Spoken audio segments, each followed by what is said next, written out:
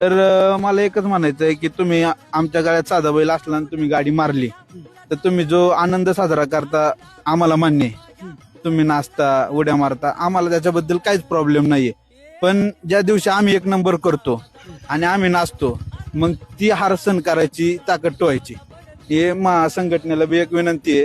तुम्ही मैदानात बघत जा बकासूरची गाडीला सेमीला जर मारली तर खूप जण नाचतात, काही बोलतात, उड्या मारतात नाही का, काहीतरी मोठे मोठे गार केले गंमत मध्ये. आम्ही इतके मोठे आम्हाला गार करणारा अजून फायदा नाही झाला आणि जो आम्हाला गार करायचा प्रयत्न करतो त्याला डायरेक्ट बकासूर हेच करतो.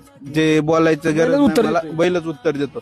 फक्त ज्या दिवशी आम्ही एन्जॉय आमचा आनंद साजरा करेल त्या दिवशी तुम्ही तो सण करायची ताकद ठेवायची. फक्त आमची गाडी तुम्ही मारा, तुम्ही नाचा, काही फरक आम्हाला